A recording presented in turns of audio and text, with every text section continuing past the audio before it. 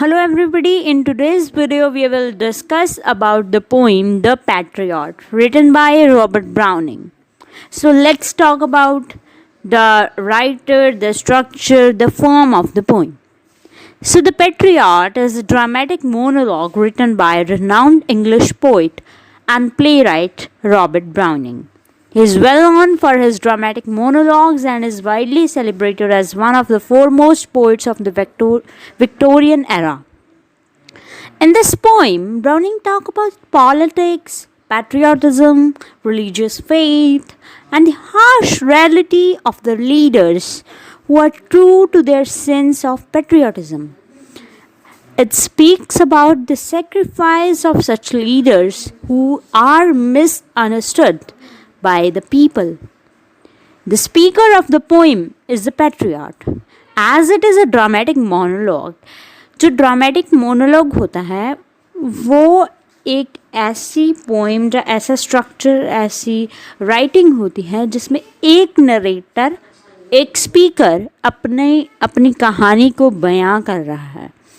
The poem is the monologue of the patriot speaker who narrates his tale to us as he has been taken to the scaffold to be executed publicly for his misdeeds. Here, misdeeds symbolize the good doings that he had done for the people. The Patriot is a harsh critique on the public sentiment and morality. It stresses on the point that not all the decisions made or supported by the people are right, or even in their own interest.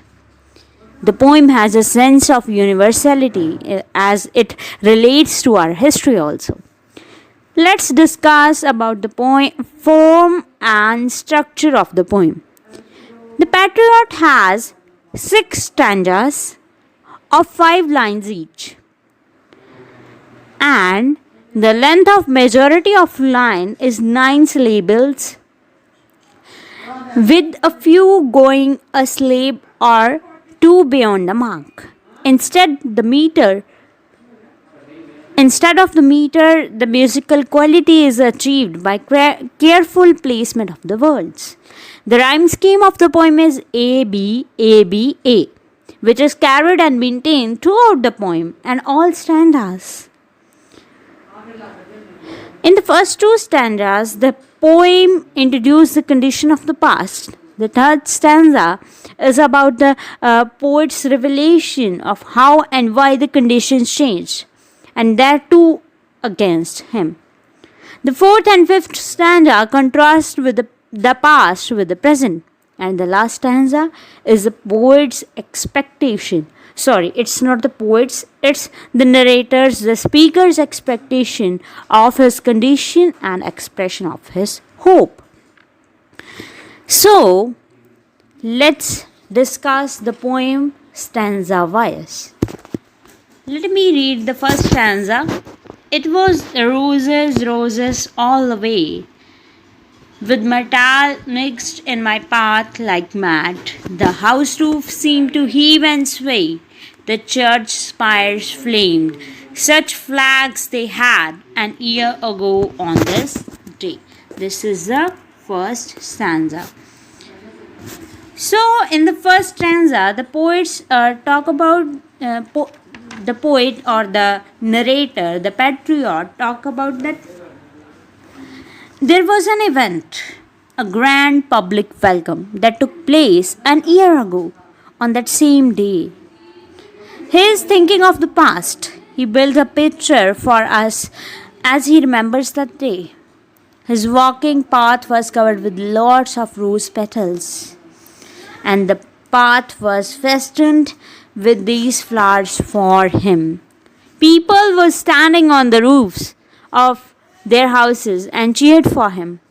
They were overjoyed to see him. People were overwhelmingly delighted to greet their hero and very enthusiastic to see him as he passed by. It is not revealed in the poem that why he acquired such a popularity, but it can be guessed that he might have done some good deed. It may be in the victory of it may be a victory in the war, or some political thing, or elections, etc. In the second stanza, which we have, the air broke into the mist with bells, the old walls rocked with crowd and cries. Had I said good folks were noise repels, but give me your son from yonder skies. They had answered, and afterwards, what else? In the second stanza, the speaker continues narrating the true old story from the same day an year ago. He described the event to the reader. People were rejoicing by ringing bells, and the entire atmosphere was thick with its noise. They were standing on the roofs, and they were standing on the some kind of old structure and cheering for the patriot, with their cries rocking the walls. Now the patriot says, had he asked the public for anything, even the dearest thing on which their sustenance, their living depends, they would have readily given it to him. Such great was his image an year ago. We can see the exuberance of the people at the sight of the speaker. The poet is trying to establish the kind of popularity that speaker had. Now in the third stanza, we have, alack, it was I who leaped at the sun to give my loving friends to keep. Not man could do have I left undone. And you see my harvest, what I reap. This very day, now a year is run. In the third stanza of the poem, the speaker's discourse on what all he did. It begins with the poet giving a subtle reference to the old Greek mythological tale of Icarus and Daedalus. Icarus was the son of Daedalus, who was an inventor, and the story revolves around the escape of these two men from a high tower, where they were held as prisoners. By making wings out of bird feathers and wax, Icarus, taken aback with the ability of flight, flies too close to the sun, which causes the wax in his wings melt and his eventual fall, which kills him. Just like Icarus, the speaker admits that he too was overly ambitious. He leaped at the sun, giving the sun his loving friends to keep. This means that his actions somehow caused the death of his close friends.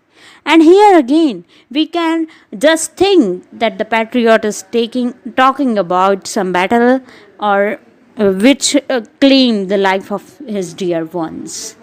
And it may also mean that speaker has done so much for the society, but the society doesn't understand it, and he has his harvest in some time that is to be hanged in a scaffold. He did everything a man could have done to make things right. Right. Despite he is facing this undeserved end, he calls to attention that miserable state he is in. The term harvest and reap are closely seen as common metaphors of karma that we use in Hindi. That what he has done and what is being done to him. In the fourth stanza, the patriot contrasts the past situation with the present. He says, there is nobody on the housetops now. अब जो है housetops पे कोई नहीं है. Nobody is on the roof. Just a palazed few at the window Some of them are are looking at him through their windows. For the best of sighters all alone, at Shambles Gate, or better yet, by the very scaffold's foot I trove. The patriot is thinking that the best sight for them is the Shambles Gate or the scaffolds where he will be hanged. I go in rain and more than needs. A rope cuts both my wrist behind. Now he is describing his own condition. He says that he is going in the rain and nobody cares about it. And the rope that is very tightly bound with his wrist, and it's cutting down his wrist. And I think I feel my forehead bleed, and he is feeling that his forehead is bleeding due to some stone that was thrown on him by the people. And for they fling whoever has a mind stones at me for my ears misdeeds. He is saying that he had suffered from the throwing of stones by the people for his one year's misdeed. Here misdeed is used as a contrast because he had not done anything wrong, so he is using this as contrast word. Thus I entered and thus I go. Now Patriot is summarizing his journey. He said, in this way I entered in the public with popularity, and thus I go with the punishment he had. In such triumphs people have dropped down dead, paid by the world what those who owe me. God might question now instead. This God shall repay MC for sin. So the patriot is very optimistic towards his approach to life. He is thinking that after being dead, the God could have asked that your people loved you so much, and now you have nothing to ask from me, to beg from me, to take from me. But now he can say God to repay. Now the God will repay because he has not been repaid by the people.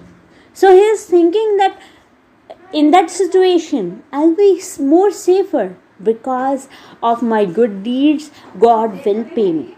So this was the poem, The Patriot. Hope you liked the video. Do press the like button if you liked, and please subscribe me, and good luck.